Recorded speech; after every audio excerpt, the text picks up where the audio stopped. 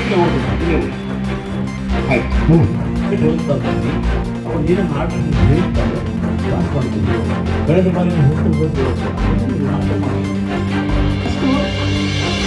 ಬಾಬು ಜಗಜೀವನ 5ನೇ ತಾರೀಕು ತಾಲೂಕು ಕಚೇರಿಯಲ್ಲಿ ಸಾಂಕೇತಿಕವಾಗಿ ಹಾಗೂ ಬಾಬು ಜಗಜೀವನ್ ಅವರ ದಿನಾಚರಣೆಗೆ ಇಲ್ಲಿ ಆಗಿರುವಂಥ ನಡವಳಿಕೆಗಳನ್ನು ನಿರ್ಲಕ್ಷ್ಯ ಮಾಡುವ ಉದ್ದೇಶ ನಮ್ಮ ಯಾರಿಗೂ ಇಲ್ಲ.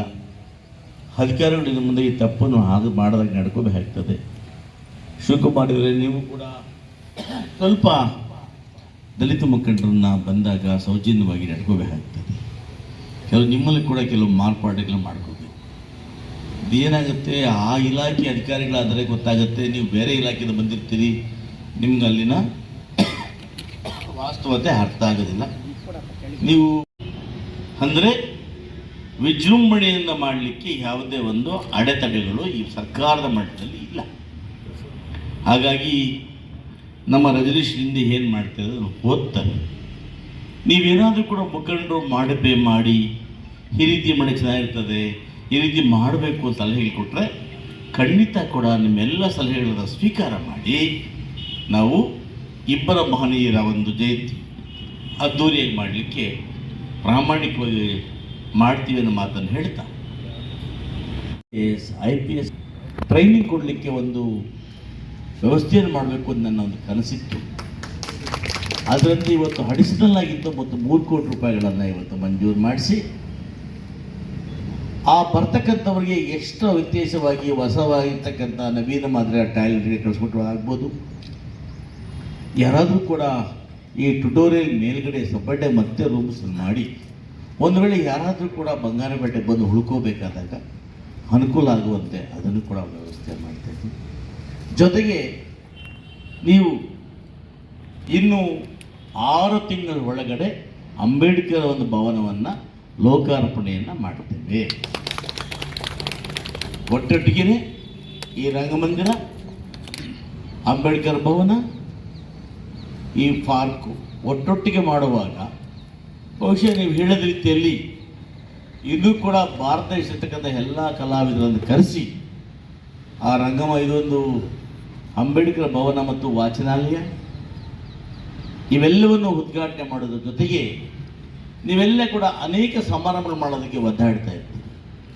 ಅಲ್ಲಿ ಕೂಡ ಸಮಾರಂಭಗಳು ಮಾಡ್ತಕ್ಕಂಥ ಇದು ಕೂಡ ವ್ಯವಸ್ಥೆಯನ್ನು ಮಾಡಿದ್ದೀನಿ. ಸಪ್ರೇಟಾಗಿ ಕಿಚನ್ ಮಾಡ್ತಕ್ಕಂಥದ್ದು, ಒಂದು ಡೈನಿಂಗ್ ಹಾಲ್ ಮಾಡ್ತಕ್ಕಂಥದ್ದು, ಹಾಲ್ ಮಾಡ್ತಕ್ಕಂಥದ್ದು ಇವನ್ನು ಕೂಡ ಮಾಡಿದ್ದೀನಿ. ಯಾಕಂದರೆ ಸಮುದಾಯದ ಯಾರೇ ಆಗ್ಬೋದು, ಯಾವುದೇ ಕಾರ್ಯಕ್ರಮಗಳನ್ನು ಅಲ್ಲಿ ಬರೀ ಮೇಂಟೆನೆನ್ಸ್ ಫೀಸ್ ಕೊಟ್ಟು ಬಾಡಿಗೆ ಇಲ್ಲದೆ ಉಚಿತವಾಗಿ ಮಾಡ್ಕೊಳ್ಳೋದಕ್ಕೆ ವ್ಯವಸ್ಥೆಯನ್ನು ಕೂಡ ಮಾಡ್ತಾ ಇದ್ದೀನಿ. ಇದು ನಿಮ್ಮೆಲ್ಲರ ಹೋರಾಟ, ನಾನು ಒಬ್ಬನೇನು ಮಾಡಲಿಲ್ಲ. ಇದಾದ ಕೋರ್ಟ್ಗೆ ಹೋದರು, ಪಾಪ ಉಳಿಸ್ತೇನೆ ವೆಂಕಟೇಶ ಕೋರ್ಟ್ ಲಾಯರ್ನಿಟ್ಟು ಅಲ್ಲೂ ಕೂಡ ಮಾಡಿ ಕೆಲಸ. ಇದು ಒಂದು ನಮ್ಮ ಗಮನಕ್ಕೆ ತರಬೇಕಾಗಿತ್ತು. ಜೊತೆಗೆ ಆ ರಸ್ತೆಯನ್ನು ಇವತ್ತು ಅಗಲೀಕರಣ ಮಾಡಿ ಸಂಪೂರ್ಣವಾಗಿ ಚರಂಡಿಯನ್ನು ಮಾಡಿ ಅಲ್ಲಿಂದ ಗಂಗಂಪಾಳ್ಯ ತನಕ ಸಿಮೆಂಟ್ ರಸ್ತೆಯನ್ನು, ಒಳ್ಳೆ ರಸ್ತೆಯನ್ನು ಹಾಕ್ತಾ ಇದ್ದೀವಿ. ಅಲ್ಲಿ ಕನ್ನಡ ಸಂಘ, ಪುರಸಭೆ ಭವನ, ಲಯನ್ಸ್ ಭವನ, ಪತ್ರಕರ್ತರ ಭವನ, ತೋಟಗಾರಿಕೆ ಇಲಾಖೆ, ಅಂಬೇಡ್ಕರ್ ಬರೋದ್ರಿಂದ ಆ ಒಂದು ಒಳ್ಳೆ ರಸ್ತೆಯನ್ನು ಮಾಡಬೇಕು ಅಂತ ಮಾಡಿಸ್ತಾ ಇದ್ದೀವಿ. ಚರಂಡಿ ಕೆಲಸ ನಡೀತಾ ಇದೆ. ಅದಕ್ಕೆ ಕೂಡ ಆ ಚರಂಡಿ ಮಾಡಲಿಕ್ಕೆ ಕೂಡ ಕೆಲವರು ಅಡ್ಡಿಪಡಿಸಿದ್ರು. ಅದು ನಿಮ್ಮಲ್ಲಿ ಮನವಿ ಮಾಡ್ತೇನೆ. ಅಲ್ಲಿ ಆ ಭಾಗ ಹೊರಡ್ತಕ್ಕಂಥವರು ಹೆಚ್ಚಾಗಿ ನಮ್ಮ ಅಲ್ಪಸಂಖ್ಯಾತರು, ದಲಿತ ಸಮುದಾಯದವರು, ಹಿಂದುಳಿದವರು ಹೊರಡ್ತಾರೆ. ನಿಮ್ಮ ರಸ್ತೆಗಳನ್ನು ನಾವೇ ಚೆನ್ನಾಗಿ ಇಟ್ಕೊಳ್ಳಿಲ್ಲ ಅಂದರೆ ಬೇರೆಯವರು ಹೇಗೆ ಇಟ್ಕೊಳ್ತಾರೆ ಹೇಳಿ? ಸೊ ಅದನ್ನು ಇವತ್ತು ಸರಿ ಮಾಡ್ತಾ ಇದ್ದೀವಿ. ಇದರಂತೆ ಯಥಾಪ್ರತಿಯಾಗಿ ಆ ಪ್ರೈಜ್ಗಳು ಕೊಡೋದನ್ನು ನಾವೆಲ್ಲ ಕೂತು ಅಧಿಕಾರಿಗಳು ಕೂತು ಮಾತಾಡಿಕೊಂಡು ಆ ಪ್ರೈಜ್ಗಳನ್ನು ಕೊಡ್ತೇವೆ. ಇದರೊಟ್ಟಿಗೆ ಕಡೆ ಕೂಡ ಸುಮಾರು ಒಂದು 25,000 ನೀರು ಮಜ್ಜಿಗೆಯನ್ನು, ನಂದಿನಿ ಮಜ್ಜಿಗೆಯನ್ನು ಕೊಡ್ತಕ್ಕಂಥ ವ್ಯವಸ್ಥೆ ಬರ್ತಕ್ಕಂಥ ಎಲ್ಲರೂ ಕೂಡ 5 ಸ್ಥಳಗಳಲ್ಲಿ ಊಟದ ವ್ಯವಸ್ಥೆಯನ್ನು ಕೂಡ ನಾವು ಮಾಡ್ತೀವಿ ಪ್ರತಿ ವರ್ಷದಂತೆ. ಮೆರವಣಿಗೆ ಏನು ನಿಮಗೆ ಇಲ್ಲಿಂದ ಮಾಮೂಲಿ ಪ್ರಾರಂಭ ಆಗುತ್ತೆ. Nandi medicals, Kuvempu circle. ಇಲ್ಲಿ ಕುವೆಂಪು ಸರ್ಕಲಲ್ಲಿ ಒಂದು ಸ್ಟಿಕ್ ಸ್ಟೇಜ್ ಹಾಕಿರ್ತಾರೆ. ಬರ್ತಕ್ಕಂಥ ಎಲ್ಲ ಸಂಸ್ಥೆಗಳಿಗೆ ಅಲ್ಲೊಂದು ಕಿರುಕಾಣಿಕೆಯನ್ನು ಕೊಟ್ಟು ಅದರಿಂದ ಮೂವ್ ಮಾಡತಕ್ಕಂಥ ಒಂದು ವ್ಯವಸ್ಥೆ. ಇಲ್ಲಿ ಮುಖ್ಯವಾಗಿ ಇದಕ್ಕೆ ಕಲಾಕಷ್ಟೇ ಏನಪ್ಪ ಅಂದರೆ ನಮ್ಮ ಕಲಾ ತಂಡಗಳು ಎಕ್ಸ್ಪ್ರೆಸ್ ಏನಪ್ಪ, ಕಲಾ ತಂಡಗಳನ್ನ ಯಾರು ತರಬೇಕು. ನಾನು ಇನ್ನೂ ಏನು ಕೇಳಿಲ್ಲ. ಕಳೆದ ಬಾರಿ ನಮ್ಮ ನಗರ ಯೋಜನಾ ಪ್ರಾಧಿಕಾರದ ಅಧ್ಯಕ್ಷರಾಗಿರ್ತಕ್ಕಂಥ ಸಮಾಜ ಸೇವಕರಾಗಿರ್ತಕ್ಕ ಗೌರವಾನ್ವಿತ ಆರು ಮುನ್ರಾಜರು ಒಪ್ಕೊಂಡಿದ್ರು. ಈ ಬಾರಿ ಕೂಡ 2 ಲಕ್ಷ ಆಗುತ್ತೋ 3 ಲಕ್ಷ ದುಡ್ಡು ಗೊತ್ತಾಗಲ್ಲ, ನಮ್ಮ ದುಡ್ಡು ಇರಲ್ಲ.